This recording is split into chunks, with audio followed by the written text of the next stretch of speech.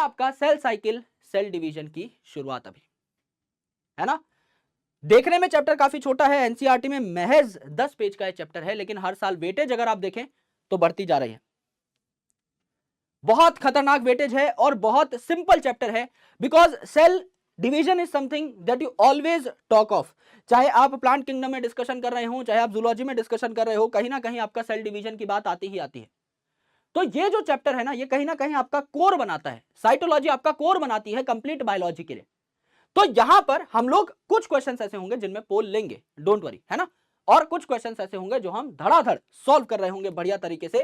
पहला सवाल आपकी स्क्रीन के ऊपर यह है, फटाफट बताइए। क्वेश्चन देखिए, डुप्लीकेशन और genome, cell growth, cell division, synthesis of other cell constituent. ये क्या है भाई, क्वेश्चन में आधार क्यों नहीं दे रखा कि क्वेश्चन में पूछा क्या है ना। नहीं यार, इसको अभी छोड़ देते हैं, इसको मैं डिलीट कर देता हूं, क्योंकि इसमें क्वेश्चन ही नहीं है, सीधा ऑप्शन है, तो फायदा ही नहीं है अभी बैठ के क्वेश्चन बनाए, इतना वक्त तो नहीं है। तो इस स्लाइड को एक बार हटा दिया जाए, अगली पे कूदते हैं। आ जाओ भाई, इस पे हमला करिए। In yeast cell cycle is completed in about, cell cycle कितनी देर में कंप्लीट हो जाती है ईस्ट में। पॉइंट 1 लिखो, स्टेटमेंट 1, एक ह्यूमन सेल में कितनी देर में होती है। अगर आप ह्यूमन सेल को कल्चर में लेके जाते हो तो कितने टाइम में आपका वो रेप्लिकेट करता है, 24 घंटे में। एक ई कोलाई में अगर आप देखो तो अराउंड कितने टाइम में वो रेप्लिकेट करता है, 20 मिनट में। और एक ईस्ट में अगर आप देखो तो कितने टाइम में वो रेप्लिकेट करता है, 1.5 घंटे में, यानी 90 मिनट में पूरा का पूरा काम उसका 90 मिनट के अंदर खत्म हो जाता है। ठीक है, तो ये तीनों पॉइंट याद होने चाहिए, ह्यूमन का, इकोलाई का और ईस्ट का, तब आप बढ़िया सवाल बना पा रहे होगे। Human cell can divide once in approximately every 24 hours, twice in 24 hours, once in every 24 minutes, once in 19 minutes। तो यहां पर एक दिन में एक बार डिवीजन वाला जो फ्रीक्वेंसी है ये सबसे ज्यादा बेटर है। इसी को लास्ट स्लाइड में लिखवाया भी था, तो टेंशन लेने की जरूरत नहीं है, एज इट इज ये सवाल रिपीट है। अगला सवाल देखिए, statement A, M phase represents the phase when actual cell division occur। Cell cycle में दो फेजेस होते हैं, सेल साइकिल में देर आर 2 फेजेस। एक होता है आपका इंटरफेज, जिसको हम कहते हैं रेस्टिंग फेज, पर एक्चुअल में सेल यहां रेस्ट नहीं कर रहा होता, डिवीजन की तैयारी कर रहा होता है। मेन डिवीजन को छोड़ के सब कुछ यहां पर होता है, ऑर्गेनेल्स का डुप्लीकेशन होना, डीएनए का रेप्लिकेशन, सेंट्रियल डुप्लीकेशन, सेल का साइज बड़ा होना, सब कुछ यहां पर होता है। एम फेज में क्या होता है, एक्चुअल डिवीजन होती है, जब तैयारी पूरी हो जाती है ना, जब प्रिपरेशन पूरी हो जाती है, तो फटाफट पहले न्यूक्लियस डिवाइड कर जाता है, दैट इज कैरियोकाइनेसिस, कैरियो का मतलब न्यूक्लियस, काइनेसिस मतलब डिवीजन, और उसके बाद झटपट आपका सेल डिवाइड कर जाता है, यानी आपका साइटोकाइनेसिस, यानी साइटोप्लाज्म का डिवीजन। अगर आप प्लांट में देखें तो प्लांट में आपका क्या होता है, प्लांट में आपका साइटोकाइनेसिस किस प्रकार से होती है, आपका सेल प्लेट फॉर्मेशन से होती है। आपका यहां पर centre to periphery cell plate या फ्रेगमोप्लास्ट बन रहा होता है। और यहां पर अगर आप देखें एनिमल्स में, तो एनिमल्स में सेल वॉल एब्सेंट होती है, तो सेल आराम से पिचक जाता है, तो सीधा फरो बन जाता है, सेल आपका दो टुकड़ों में टूट जाता है, फरो फॉर्मेशन आपकी होती है। ये मेन इंफॉर्मेशन है रिलेटेड टू सेल साइकिल। आराम से देखिए, एम फेज में एक्चुअल सेल डिवीजन होती है, बिल्कुल सही बात है, उससे पहले सिर्फ तैयारी होती है। Interphase represents the phase between two successive M phases, ये भी करेक्ट है भाई। पहले एक सेल है, ये आपका इंटरफेज क्रॉस करेगा, फिर आपका एम फेज में जाएगा तो डिवाइड कर जाएगा, फिर आपका इनमें इंटरफेज होगा, फिर आपका ये डिवाइड कर जाएगा तो एम फेज आ जाएगा। तो इंटरफेज के बाद एम फेज, फिर इंटरफेज, फिर एम फेज। तो इंटरफेज जो है दो एम फेज के बीच का फेज है, या आप कह लो एम फेज जो है दो इंटरफेज के बीच का फेज है। तो यहां पर बोला है इंटरफेज दो एम फेजेस के बीच का फेज है, एकदम करेक्ट बात है। स्टेटमेंट 1 और स्टेटमेंट 2 दोनों ही करेक्ट है, तो दोनों के दोनों ही आपके करेक्ट है। उत्तर क्या आ जाएगा आपका, डी आ जाएगा, एकदम आ जाएगा, शानदार, great. Among eukaryotes replication of DNA takes place in, examiner का फेवरेट सवाल, यूकैरियोट्स में डीएनए का रेप्लिकेशन कब होता है, किस फेज में होता है, सिंथेसिस फेज में यानी एस फेज में। एस फेज का नाम ही है सिंथेसिस फेज। यहां पर आपकी दो चीजें सबसे प्राइम होती हैं, सबसे इंपॉर्टेंट होती हैं। एक तो आपका यहां पर होता है डीएनए रेप्लिकेशन, यानी डीएनए का अमाउंट डबल हो जाना, डीएनए रेप्लिकेशन। और एक आपका एनिमल सेल डिवीजन के लिए जो सेंट्रियोल्स चाहिए होते हैं, ये सेंट्रियोल डुप्लीकेशन आपका यहां पर आपको देखने को मिल रहा होता है। ये दोनों काम आपके प्राइम हैं, जो कि होते हैं कहां पर, आपके एस फेज के अंदर। ये फेवरेट क्वेश्चन है एग्जामिनर का, हो सकता है इस साल भी रिपीट हो। एस फेज में, सिंथेसिस फेज में डीएनए की सिंथेसिस होती है। ठीक है, आ जाओ, मैच द फॉलोइंग लिस्ट। सबसे पहले देखो G0 को पकड़ो। जीरो मतलब डिवीजन नहीं हो रही है, सेल यहां पर क्वेसेंट हो गया है, इनएक्टिव फेज में चला गया है। इसको अगर सिग्नल मिलेगा दोबारा डिवाइड करने के लिए तो ये डिवाइड करेगा, अदरवाइज नहीं करेगा, जीवन भर इनएक्टिव रह लेगा। एम फेज को क्या कहते हैं, इक्वेशनल डिवीजन, यानी दोनों डॉटर सेल जो यहां पर बनेंगे वो आपके कैसे बनेंगे, एक जैसे बनेंगे, इक्वेशनल डिवीजन इसको कहा जाता है ना। आप यहां पर देखिए और क्या हो जाएगा, interval between mitosis and initiation of DNA replication. Mitosis है, माइटोसिस के बाद आपका पहले G1 फेज आता है, फिर S फेज, फिर G2 फेज। तो आपका बोला गया है interval between mitosis and initiation of DNA replication, यानी S फेज के बीच में, तो आपका क्या आ जाएगा, G1 आ जाएगा, G1 आ जाएगा। तो D का 3 हो जाएगा, D का 3 हो जाएगा, ये आपका मेन है, D का 3 हो जाएगा, ये आपका मेन था जिससे उत्तर निकलने वाला था आपका। D का 3 हो जाएगा, इसके अलावा C का 2 हो जाएगा, C का 2 हो जाएगा, ये दोनों एलिमिनेट हो गए। उत्तर क्या आ गया आपका, 3 आ गया। और G1 G2 में प्रोटीन और एंजाइम्स आपके बन सकते हैं, G1 में भी बन सकते हैं, G2 में भी बन सकते हैं, अलग अलग प्रोटीन्स बन सकते हैं। तो उत्तर क्या बैठेगा आपका, C बैठेगा। ये सवाल अच्छा है, इसमें पोल लगाते हैं। है कुछ भी नहीं, है कुछ भी नहीं, लेकिन थोड़ा ट्रिकी है। अब फ्रूट फ्लाई यानी एक ड्रोसोफिला है जिसमें 8 क्रोमोसोम है, ठीक है, 8 क्रोमोसोम है इसके डिप्लॉयड सेल के अंदर। During interphase of mitosis, if number of chromosome at G1 phase is 8, chromosome number G1 में 8 है, देन S फेज के बाद क्रोमोसोम का नंबर कितना हो जाएगा। उत्तर क्या होगा दोस्त, उत्तर हो जाएगा आपका D। S फेज में, ओके 75% यार, वेरी गुड। S फेज में अगर आप देखें, number of chromosome don't change, number of chromosome do not change, है ना, यानी ploidy do not change, ploidy do not change. लेकिन डीएनए कंटेंट डबल हो जाता है, डीएनए कंटेंट डबल हो जाता है, डीएनए कंटेंट डबल हो जाता है। यानी यहां पर अगर आपका सेल डिप्लॉयड था तो 2n का 2n ही रहेगा, लेकिन यहां पर अगर डीएनए का कंटेंट 2c था तो ये आपका डबल होके 4c हो जाएगा। कंटेंट डबल हो जाता है, प्लॉइडी में कोई बदलाव नहीं आता, ये आपको देखना है। तो 8 क्रोमोसोम के 8 के 8 ही रहे, कोई बदलाव, कोई चेंज यहां पर देखने को नहीं मिलेगा। Answer would be D. और देखो अगला सवाल, अरे चल जाओ भैया, चलो हाथ से करते हैं। The centriole undergo duplication during, अभी बताया था, डीएनए रेप्लिकेशन और सेंट्रियोल डुप्लीकेशन दोनों कहां होते हैं, एस फेज में होते हैं। एस फेज के हैं ही ये दो मेन काम, है ना। In a mitotic cell cycle correct sequence of phases, देखो क्या होता है, इंटरफेज, फिर एम फेज, फिर इंटरफेज, फिर एम फेज। इसमें अगर आप इंटरफेज को फाड़ दो, फाड़ के लिख दो, तो आपका G1 S, G2 M, फिर दोबारा G1 S, G2 M। अब देखो कैसे दिया हुआ है, G1 S, G2 M, पहले ही मिल गया यार, खत्म ही कर दो बात, टाइम पास करने की जरूरत ही नहीं पड़ी, पहला ही हमें सही मिल गया। G1 S, G2 M interface को खोल करके लिखा, and ultimately this will be your correct sequence. यहां से यहां तक का आपका एकदम करेक्ट सीक्वेंस हो जाता है ना, ये आपका एकदम करेक्ट सीक्वेंस हो जाता है।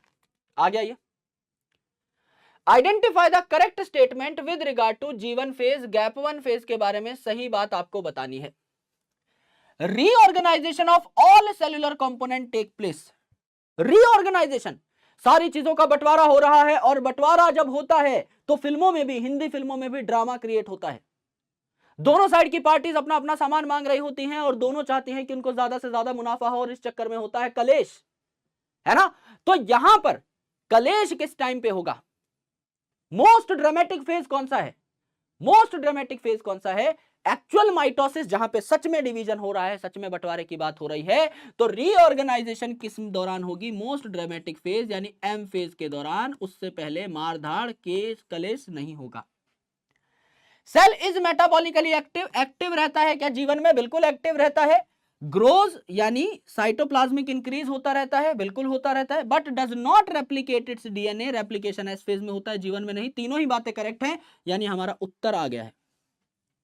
न्यूक्लियर डिवीजन टेक प्लेस है तो भैया एम फेज में होगा ना। एम फेज में आपका कैरियोकाइनेसिस साइटोकाइनेसिस होता है, इंटर फेज में नहीं। डीएनए सिंथेसिस और replication take place, DNA synthesis आपका एस फेज में होगा, ना कि आपका जीवन फेज में। तो बाकी सारी बातें गलत हैं, 2 वाली बात आपकी सही है, तो उत्तर विल बी 2। आ जाओ भैया फटाफट मार्क कर लो। क्वेश्चन स्टेज और इनएक्टिव स्टेज, सबसे पहले जी नॉट, ये तो खत्म करो भाई, यहीं पे बसड़ है ना आपका। डी का वन दो जगह पर है, डी का वन ये काट दो, 2 ऑप्शन एलिमिनेट कर दिए। सिंथेसिस फेज एस फेज को कहा जाता है, एस फेज को कहा जाता है। डीएनए 2C से 4C हो गया, सिंथेसिस फेज में डीएनए कंटेंट डबल हो गया, रेप्लिकेट हो गया, C का 2 हो जाएगा, C का 2 हो जाएगा, C का 2 यहां पर, C का 3 यहां पर, तो ये एलिमिनेट हो गया। उत्तर हमने बी निकाल लिया बिना पूरा सवाल सॉल्व किए ही। G1 G2 में क्या होगा? Cell contain initial amount of DNA 2C, G1 replication से पहले 2C था, उसके बाद तो 4C हो गया था। एंड G2 क्या हो जाएगा? प्रोटीन सिंथेसाइज होते हैं भैया यहां पर, क्योंकि आगे एम फेज में घुसना है तो एंजाइम बनाने होते हैं। उत्तर आएगा आपका बी, राइट। सारी बातें आपकी एकदम करेक्ट है। ये 4 पॉइंट आपने लिख लिए, तो इन्हीं से घुमा घुमाकर सारे क्वेश्चन आपसे पूछे जाते हैं, खासकर माइटोसिस के। मियोसिस में दूसरे सवाल आते हैं, सिर्फ 5 बात आपको बताऊंगा, 5 डांस के स्टेप दिखाऊंगा और सारा का सारा खेल खत्म हो जाएगा आपका पूरे प्रोफेस 1 का। अभी फिलहाल अपने अगले क्वेश्चन सॉल्व करते हैं। अगला सवाल ये रहा आपकी स्क्रीन के ऊपर। मोस्ट ड्रामेटिक पीरियड, कलेश कहां पे होगा? एम फेज में, जब आपका सच में डिवीजन शुरू होगा एम फेज में, जब सच में रीऑर्गेनाइजेशन शुरू होगी। उससे पहले तो तैयारी हो रही है कलेश की। मेन कलेश कहां है? एम फेज में है, तो एम फेज में जाकर के असली मारधाड़ शुरू होगी, असली ड्रामेबाजी वहां पर होगी। तो उत्तर क्या आ जाता है हमारा मेरे दोस्त? बी आ जाता है। Prophase is marked by the initiation of. 4 आपके फेज होते हैं सेल डिवीजन के, अगर आप समझना चाहो तो। पहले डीएनए एकदम खुला खुला पड़ा हुआ होता है, इस डीएनए की पैकेजिंग स्टार्ट हो जाती है प्रोफेज में। मेटाफेज अगर आप देखो तो मेटाफेज में क्या होता है? ये डीएनए परफेक्टली आपका कंडेंस हो जाता है और क्रोमोसोम बना लेता है, और सारे क्रोमोसोम एकदम सेल के सेंटर पे आके अरेंज हो जाते हैं, और यहां पे आपके सेंट्रोसोम पहुंच जाते हैं अपोजिट पोल पे, और स्पिंडल फाइबर फेंक देते हैं आपके कहां? काइनेटोकोर के ऊपर। इस साइड खींचने लग जाते हैं ऊपर वाले क्रोमेटिड को, और नीचे की साइड नीचे वाले क्रोमेटिड को, जिससे आधे आधे बट जाए। ये काम होता है मेटाफेज में। अभी इनकी खींचातानी शुरू नहीं हुई है, अभी ये सेंटर पे आके अलाइंड है। एनाफेज में क्या होता है? एनाफेज में इस पर्टिकुलर क्रोमेटिड को ऊपर की साइड खींचा तो ये ऊपर चला गया, और इस क्रोमेटिड को नीचे की साइड खींचा तो ये आपका कहां चला गया? नीचे की साइड चला गया, है ना। और अब ये एनाफेज के बाद अपोजिट पोल पर चले जाते हैं। ये वाले जो क्रोमोसोम है ये यहां पर पहुंच गए, ये वाले क्रोमोसोम यहां पर पहुंच गए, और सेपरेट यहां पर न्यूक्लियर मेम्ब्रेन बन गई है, यानी 2 न्यूक्लियस तैयार हो चुके हैं। कैरियोकाइनेसिस खत्म, अब बस हमें साइटोकाइनेसिस करनी है। ये आपका टीलोफेज है, राइट। तो prophase is marked by the initiation of DNA condensation. DNA synthesis तो आपकी पहले ही हो चुकी है एस फेज में।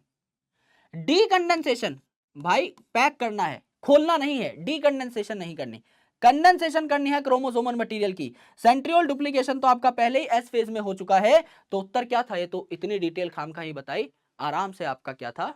सी उत्तर आ रहा था, राइट। आ जाओ, चूज द इनकरेक्ट मैच। गंदी बात का पता लगाना है। Beginning of movement of centrosome to opposite pole. Opposite pole पर मूव करना स्टार्ट कर चुके हैं प्रोफेज में, एकदम सही बात है। प्रोफेज में जो आपके सेंट्रियोल सेंट्रोसोम है अपोजिट पोल पर जाना शुरू करते हैं, पहुंचते हैं मेटाफेज में, शुरू कर देते हैं आपके प्रोफेज में। 2 एस्टर दोनों साइड ये जो आपके सेंट्रोसोम बने हैं ये आपके इस प्रकार से माइक्रोट्यूब्यूल्स रेडिएट करते हैं, प्रोटीन्स रेडिएट करते हैं, तो स्टार जैसे दिखाई देते हैं, स्टार को ही एस्टर कहते हैं, है ना। जैसे आप इकाइनोडर्मेटा पढ़ते हो एनिमल किंगडम में तो आप स्टार फिश के बारे में पढ़ते हो, तो स्टार फिश का साइंटिफिक नाम क्या है, एस्टेरियास, तो वो वर्ड एस्टर से ही लिया गया है, एस्टर का मतलब ही स्टार होता है, ठीक है। तो आपका 2 एस्टर बने हैं और स्पिंडल फाइबर है इनके, इसको मिलाकर माइटोटिक अपरेटस कहते हैं भैया। Attachment of spindle fibre to kinetochore जुड़ चुका है, ये मेटाफेज में जुड़ेगा एकदम, आपका इक्वेटर पे आ जाएंगी सारी चीजें।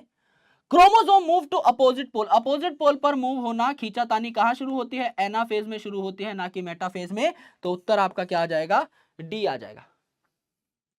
खींचातानी कहां पर शुरू होगी उससे पहले देखिए, ये आपका मेटाफेज था, खींचातानी शुरू नहीं हुई, एनाफेज में खींचातानी शुरू हुई है ना, तो सेपरेशन कहां होगी, मेटाफेज में नहीं होगी, है ना, अपोजिट पोल पे जाना, एनाफेज में शुरू करेंगे। आगे देखिए, the complete disintegration of nuclear envelope marks the beginning of, nuclear envelope गायब कब हो जाता है, जब डीएनए ठीक से कंडेंस हो जाए, तो उस टाइम पे nuclear envelope, endoplasmic reticulum, Golgi complex से गायब हो जाते हैं, जिससे डॉटर सेल्स को अच्छे से सेपरेट करके दिए जा सके, क्रोमोसोम, पूरे सेल का ध्यान सिर्फ और सिर्फ क्रोमोसोम और डीएनए के ऊपर हो, क्योंकि उसके बिना सर्वाइवल नहीं है।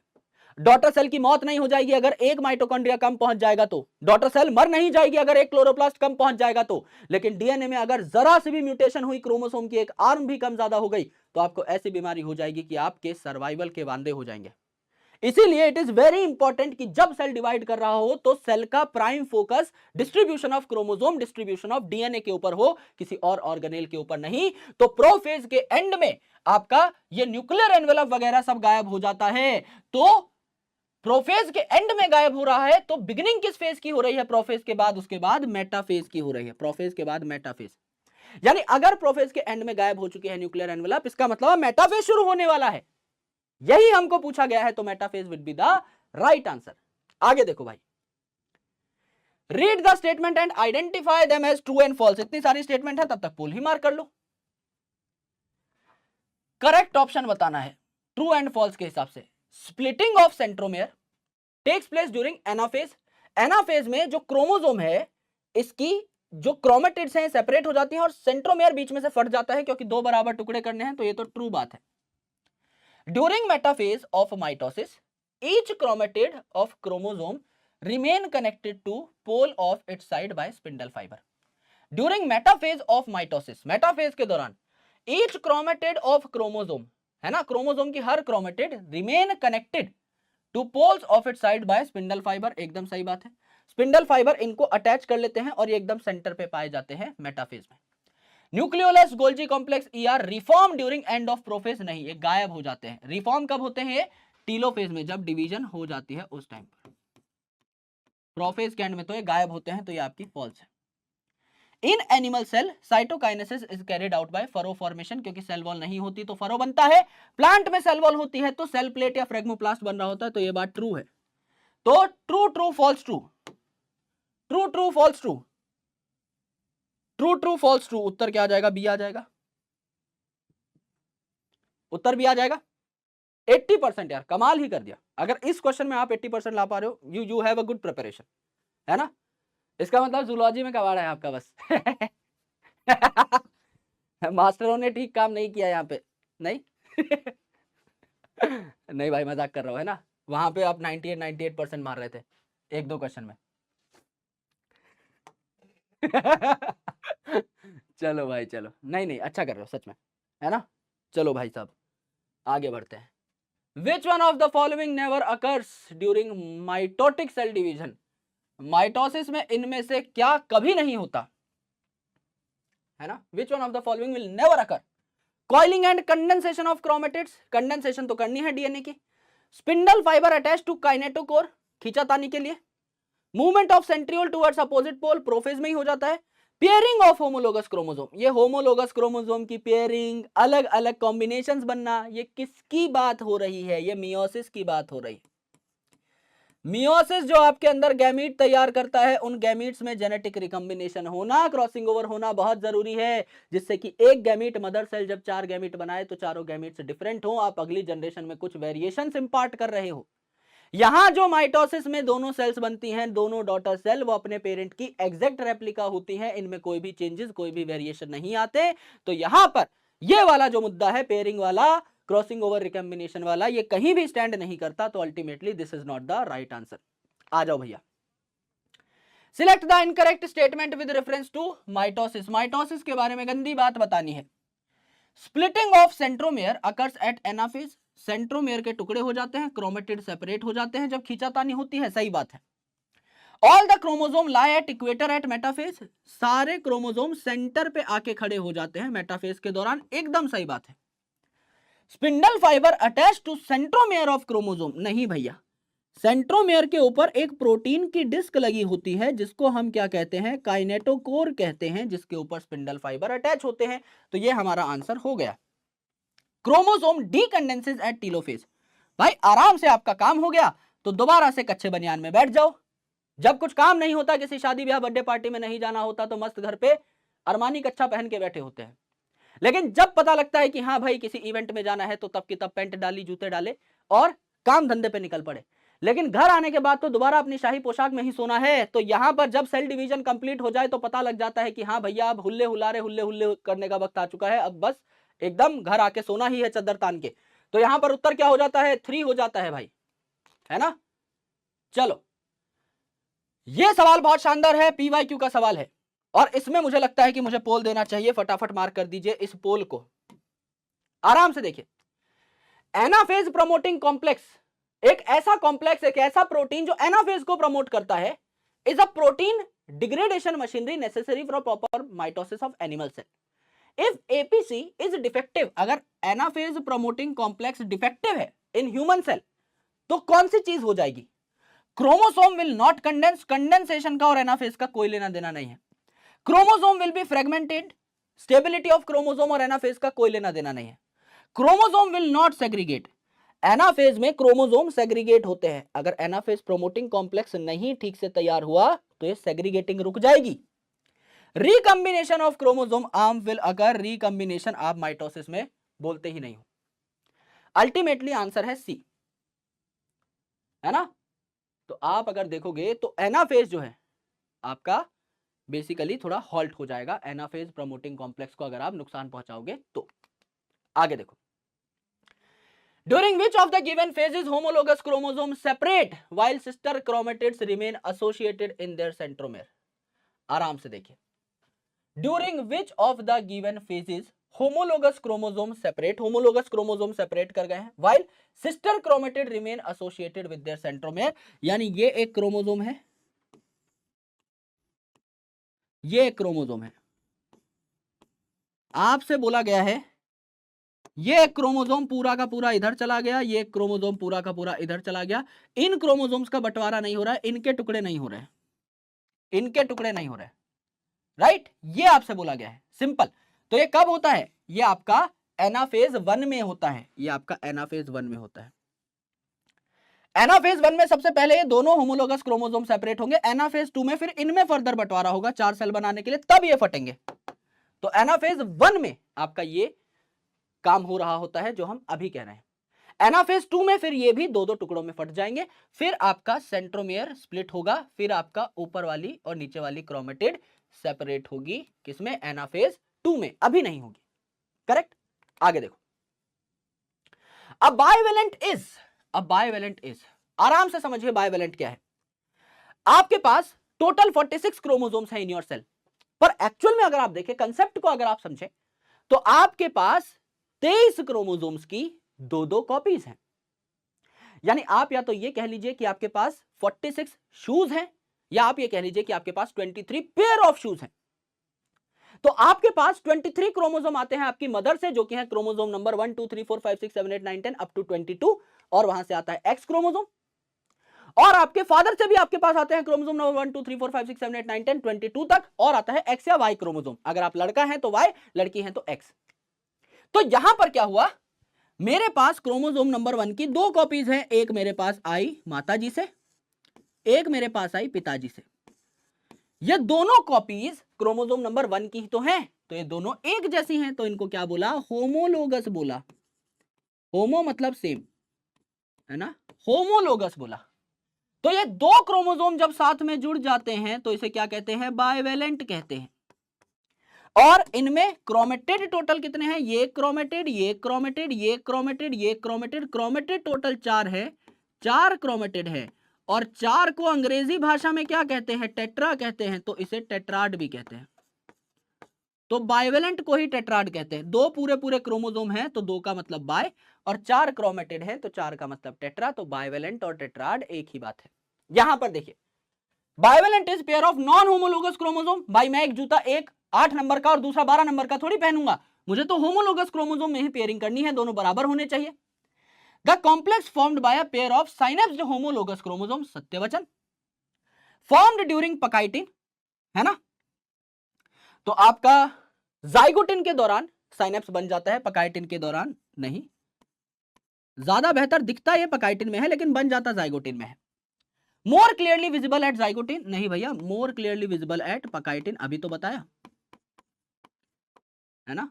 तो आपकी ये बात गलत है, ये बात गलत है। उत्तर क्या आ जाएगा आपका? बी आ जाएगा, एकदम बी आ जाएगा। शानदार। अच्छा, पोल भी लगाया था ना भैया जी, देखो, वाह ज्यादा चढ़ा दिया भाई तुमको, पर ठीक है। फॉर्म्ड ड्यूरिंग पकाइटिन, आराम से देखो भाई, है ना। अब मेरे अंदर का रेमो डिसूजा जाग चुका है, एक छोटा सा डांस दिखाता हूं। This is leptotene. इनिशियली जब डीएनए बना तो कंडेंस होने लगा, दिस इज लेप्टोटीन। लेप्टो मतलब लिप्टो, यानी डीएनए के स्ट्रैंड्स आपस में लिपटना शुरू हो गए हैं, तो लेप्टोटीन। फिर ये क्रोमोसोम की जो क्रोमेटिड्स थी पास पास आ गई, यानी दो होमोलोगस क्रोमोसोम साथ में आ गए, तो जाइगोटीन, जाइगोटीन में सिनेप्स बन गया, इनके बीच में प्रोटीन कॉम्प्लेक्स बन गया, जाइगोटीन। पकाइटिन, पकाइटिन में सी अल्फाबेट आता है, यानी पकाइटिन के दौरान क्रॉसिंग ओवर होगी और साइनेप्स नीचे एज इट इज बना रहेगा, ये हटे नहीं है, ठीक है। तो आपका लेप्टोटीन, जाइगोटीन, पकाइटिन, देन आपका डिप्लोटीन, जहां साइनेप्टोनिमल कॉम्प्लेक्स टूट गया, लेकिन ये एक्स शेप स्ट्रक्चर बना हुआ है कियाज्माटा, जहां पे क्रॉसिंग ओवर होती है। एंड देन आपका डायाकाइनेसिस, ये भी टूट जाता है, यानी leptotene, zygotene, pachytene, diplotene and डायाकाइनेसिस, जिससे आप ये डिकोड कर सकते थे बहुत आराम से, नहीं किया तो कोई बात नहीं। साइनेप्टोनिमल कॉम्प्लेक्स डिसॉल्व्स ड्यूरिंग, अब करके दिखाता हूं। साइनेप्टोनिमल कॉम्प्लेक्स डिसॉल्व कब हुआ? Leptotene, zygotene, pachytene, diplotene. Dissolve कब हुआ? डिप्लोटीन में। डिप्लोटीन में हुआ, डिप्लोटीन में हुआ भाई, डिसॉल्व डिप्लोटीन में हुआ। फिर डायाकाइनेसिस, जिसमें कियाज्माटा भी टूट गया, है ना, डिप्लोटीन। आ जाओ, which one is odd with respect to significance of meiosis. Meiosis के महत्वपूर्ण, है ना, कार्यों के बारे में आपको यहां पर व्याख्या करनी है। इंक्रीज इन जेनेटिक वेरिएबिलिटी, भाई डिफरेंट कॉम्बिनेशंस बनते हैं मियोसिस के कारण ही, एकदम सही बात है। Helps in restorage of original chromosome number in sexually reproducing species. आपके पेरेंट्स से आपके अंदर हैप्लॉइड हैप्लॉइड गैमीट के थ्रू आपके अंदर क्या आ रहे थे? एक एक सेट ऑफ क्रोमोसोम आ रहे थे। फिर जब वो गैमीट फ्यूज हुए तो आपका पूरा का पूरा वहां पे पेयर बन गया क्रोमोसोम का। तो ये बात भी कौन कराता है? मियोसिस ही कराता है। Ensure production of haploid phase, diploid cell से हैप्लॉइड गैमीट बनाता है। सेल रिपेयर, टूट फूट चोट का इलाज करना किसका काम है? माइटोसिस का काम है। जैसा सेल टूटा वैसा का वैसा सेल बना के आपको दे देगा, रिपेयर करा देगा, आपकी ग्रोथ करा देगा, आपकी बॉडी में सेल्स बढ़ाता रहेगा। ये किसका काम है? माइटोसिस का काम है, मियोसिस का काम नहीं है। गैमीट बनाना मियोसिस का काम है। Which one is incorrect with respect to interkinesis? Meiosis में दो फेज होते हैं, मियोसिस 1 और मियोसिस 2। इनके बीच में, इन दो काइनेसिस के बीच में, इन दो डिविजन्स के बीच में जो गैप है, इसे इंटरकाइनेसिस कहते हैं, जहां कोई डीएनए रेप्लिकेशन नहीं होती। क्योंकि मियोसिस इज रिडक्शनल डिवीजन, तो आपका पहला जो मियोसिस 1 है, इसमें रिड्यूस होगा, क्रोमोसोम नंबर हाफ हो जाएगा। And meiosis 2 is just like mitosis, उसमें नंबर सेम रहेगा। तो डिप्लॉइड से हैप्लॉइड सेल मियोसिस 1 में ही बन जाते हैं, फिर हैप्लॉइड से हैप्लॉइड सेल मियोसिस 2 में बनते हैं। तो आपके 4 सेल बन जाते हैं हैप्लॉइड जब आप शुरू करते हो फ्रॉम अ डिप्लॉइड सेल। तो it is a phase between two stages of meiosis, meiosis 1 और मियोसिस 2 के बीच, एकदम सही है। छोटी सी स्टेज है, थोड़ा ही रेस्ट चाहिए, शॉर्ट लिव्ड है। It includes DNA replication, DNA replication एक ही बार होता है दोस्त एस फेज के अंदर। It is followed by prophase 2, इसके बाद प्रोफेज 2 स्टार्ट होता है। तो एक्चुअल में सीक्वेंस क्या है, प्रोफेज 1, मेटाफेज 1, एनाफेज 1, टीलोफेज 1, है ना। फिर आपका साइटोकाइनेसिस, फिर आपका क्या है यहां पर, इंटरकाइनेसिस, गैप आ गया। फिर मियोसिस 2 स्टार्ट हुआ, prophase 2, metaphase 2, anaphase 2, telophase 2, and then फिर इसकी साइटोकाइनेसिस, सेल का डिवीजन। ठीक है, तो अगर आप शुरू करते हो एक डिप्लॉयड सेल से, है ना, तो आपका यहां पर बन जाता है हैप्लॉयड सेल साइटोकाइनेसिस के बाद, और इस हैप्लॉयड सेल से आप शुरू करते हो तो आपका हैप्लॉयड सेल्स ही बने रहते हैं मियोसिस 2 के बाद। तो आपका कहा गया इंटरकाइनेसिस के बाद प्रोफेज 2 आएगा, आएगा भैया, कौन मना कर रहा है ना। तो उत्तर क्या है यहां पर, सी है। सिर्फ यही बात आपकी क्या है, इनकरेक्ट है। During which phase of meiosis centromere split, meiosis में सेंट्रोमेयर कब स्प्लिट करेगा। मैंने आपको बताया था जब आपके होमोलोगस क्रोमोसोम साथ साथ प्रेजेंट थे, तो ये होमोलोगस क्रोमोसोम सेपरेट हो रहे थे किसमें, एनाफेज 1 में। एनाफेज 2 में ये जो आपकी क्रोमेटिड्स है ये भी सेपरेट होंगी, तो एनाफेज 2 का अब नंबर आ जाएगा। ये आपकी माइटोसिस जैसी है, जहां पे आपका सेंट्रोमेयर के भी 2 टुकड़े होते हैं और ऊपर नीचे की क्रोमेटिड भी सेपरेट हो जाती है। एकदम सही बात है, सत्य वचन है, उत्तर आ जाता है आपका बी। आ जाओ भाई, recombination between non-sister chromatids of homologous chromosome is completed by the end of, यानी आपका रिकम्बिनेशन या क्रॉसिंग ओवर कहां होता है, रिकम्बिनेशन में भी सी आता है, क्रॉसिंग ओवर में भी सी आता है, और आपका पकाइटिन में भी सी आता है। लेप्टोटीन, जाइगोटीन, पकाइटिन जहां क्रॉसिंग ओवर हुआ, फिर डिप्लोटीन जहां साइनेप्टोनिमल कॉम्प्लेक्स टूटा, फिर डायाकाइनेसिस जहां पर दोनों क्रोमोसोम अपने एक्सचेंज टुकड़े लेकर अलग हो गए, पकाइटिन में क्रॉसिंग ओवर होता है। बहुत सिंपल सा गेम है। आ जाओ भैया, select the incorrectly matched pair, incorrectly matched pair, chiasmata formation, diplotene, leptotene, zygotene, pachytene, diplotene में एक्स शेप स्ट्रक्चर ये बना, करेक्ट है, करेक्ट है। Radiation of microtubules from the centrosome, ये सेंट्रोसोम है, इससे आपके माइक्रोट्यूब्यूल यानी प्रोटीन स्ट्रक्चर्स ऐसे रेडिएट हुए, जिसको हम कहते हैं स्टार लाइक स्ट्रक्चर यानी एस्टर, एकदम सही बात है।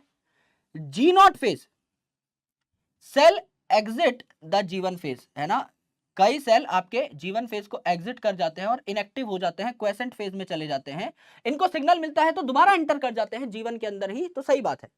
सेंट्रियोल डुप्लीकेशन G2 में नहीं भैया, S में हो रहा था, S में 2 ही काम हो रहे थे, डीएनए रेप्लिकेशन, सेंट्रियोल डुप्लीकेशन, तो उत्तर क्या आ जाएगा आपका, डी आ जाएगा, डी आ जाएगा भैया। Alignment of bivalent on equatorial plate occur during, bivalent या आपके टेट्राड जो है ये आकर के इक्वेटोरियल प्लेट पर लग गए, यानी ये आपका सेट ऑफ क्रोमोसोम जो है ये दोनों सेल के सेंटर पे आ गए। तो कब आते हैं सेंटर पे, आपका मेटाफेज के दौरान, है ना, मेटाफेज के दौरान। और अभी आपका ये होमोलोगस पेयर बरकरार है, तो ये क्या है, मियोसिस 1 चल रही है, तो मेटाफेज 1 हो जाएगा, मेटाफेज 1 हो जाएगा। उसके बाद तो ये दोनों क्रोमोसोम सेपरेट हो जाएंगे, है ना, तो मेटाफेज 2 में तो सिर्फ यही आपका इक्वेटर पे पाया जाएगा, ये आपका दूसरे डॉटर सेल के इक्वेटर पे पाया जाएगा। अगर ये दोनों साथ हैं तो मियोसिस 1 की बात हो रही है, यानी मेटाफेज 1 की बात हो रही है, फॉर श्योर, पक्की बात है, राइट। आ जाओ, Which of the following stages of meiosis involve division of centromere? आराम से देखो, Which of the following stages of meiosis involve division of centromere? एक आपका ये क्रोमोसोम है, इसका सेंट्रोमेयर जो है ये फट रहा है, ये फट रहा है। ये कब फटेगा, जब ये क्रोमोसोम अकेला पाया जा रहा हो, यानी एनाफेज की बात हो रही है, एनाफेज पे फटेगा। लेकिन एनाफेज भी कौन सा, एनाफेज 2। एनाफेज 1 में तो हमारे पास 2 क्रोमोसोम थे, होमोलोगस क्रोमोसोम, ये सीधे सीधे सेपरेट हो गई थी, चीरफाड़ नहीं हुई थी। एनाफेज 2 में चीरफाड़ होगी, एनाफेज 2 में चीरफाड़ होगी, तो उत्तर क्या आ जाएगा आपका, 3 आ जाएगा। आ जाओ, the process of appearance of recombination nodule at which sub stage of prophase 1 in meiosis.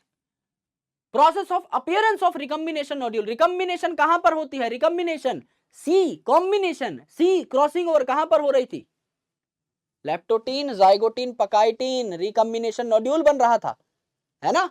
पकाइटीन, C for crossing over यहां पर हो रही थी। ये अपने आप को बहुत बार रिपीट कर चुका है क्वेश्चन, 4 नंबर आपको दिला देगा, सिर्फ ये याद करना है कि पकाइटीन के अंदर क्रॉसिंग ओवर होती है। द अपीयरेंस ऑफ, ये क्या हो गया भाई, okay, the appearance of recombination nodule on homologous chromosome during meiosis, वही बात हो गई, अपीयरेंस ऑफ रिकम्बिनेशन नोड्यूल, है ना, on homologous chromosome. Recombination nodule कब बनेगा, रिकम्बिनेशन कब होगी आपकी, पकाइटिन में होगी। ओके, पूछा क्या है, अपीयरेंस ऑफ रिकम्बिनेशन नोड्यूल उन साइट पे दिखेगा जहां पे क्रॉसिंग ओवर हुई है। रिकम्बिनेशन क्रॉसिंग ओवर सेम ही चीज है ना। तो अल्टीमेटली उत्तर क्या आ जाएगा आपका, डी आ जाएगा, अभी अभी पढ़ा था। Regarding meiosis which of the following statement is incorrect, meiosis के बारे में कौन सी बात गंदी है। 4 haploid cells are formed at the end of meiosis 2, एक डिप्लॉइड सेल से 4 हैप्लॉइड सेल्स बनते हैं, करेक्ट है। There are 2 stages, meiosis 1 and 2, एकदम सही बात है। मियोसिस 2 जो है इनमें से ये माइटोसिस जैसी होती है, इक्वेशनल डिवीजन होती है, और ये जो है आपकी मियोसिस 1 ये रिडक्शनल डिवीजन होती है, क्रोमोसोम का नंबर आधा कर देती है, ठीक है। DNA replication occur at S phase in meiosis 2, meiosis 2 में कोई एस फेज नहीं होता। S phase G1 S G2 किसके पार्ट है, आपका इंटरफेज के, इंटरफेज के बाद मियोसिस 1 होता है एंड देन मियोसिस 2, तो ये बात आपकी गलत है। Pairing of homologous chromosome and recombination occurs in meiosis 1, meiosis 2 तो माइटोसिस जैसी होती है, मैंने बताया, इसमें तो कोई रिकम्बिनेशन क्रॉसिंग ओवर थी नहीं, तो मियोसिस 1 में ही होगी, सही बात है। तो उत्तर आपका क्या हो गया, 3 हो गया, यहां पर सिर्फ यही आपकी गलत बात है, उत्तर क्या हुआ आपका, 3 हुआ। Which of the following stages of meiosis involve division of centromere, again फिर यही सवाल, सेंट्रोमेयर का डिवीजन कब होगा, एनाफेज में होगा, और एनाफेज में भी कौन सा, एनाफेज 2 में होगा। एनाफेज 1 में तो होमोलोगस क्रोमोसोम सेपरेट होते हैं, फिर वो भी फट जाते हैं एनाफेज 2 के अंदर आकर के। चलो अच्छा क्वेश्चन है, देखो क्रॉसिंग ओवर और रिकम्बिनेशन कहां पे होती है, आपकी पकाइटिन में होती है, तो पहले तो यही मार्क कर दो। उत्तर क्या हो गया, 2 का 3 हो गया, 2 का 3 आपका एक ही जगह पर है, आंसर मिल गया, बात खत्म।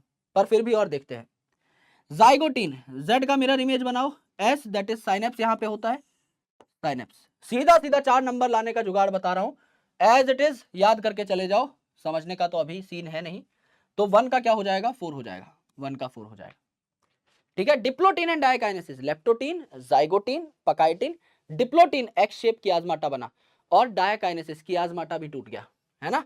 तो कियाज्माटा कहां बना, डिप्लोटीन में, और डायकाइनेसिस में कियाज्माटा भी टूट गया। सारी की सारी बातें एकदम सही है, 5 step dance and 4 number confirm. Dissolution of synaptonemal complex, leptotene, zygotene, pachytene, diplotene and diakinesis, dissolution diakinesis कहां हो रहा है, डायकाइनेसिस में हो रहा है। Dissolution of synaptonemal complex, leptotene, zygotene, pachytene, diplotene, है ना, फिर कियाज्माटा टूट रहा है डायकाइनेसिस में, तो आपका diplotene, right. Leptotene, zygotene, pachytene, diplotene, synaptonemal complex टूटा, कियाज्माटा रह गया, कियाज्माटा भी टूट गया डायकाइनेसिस में।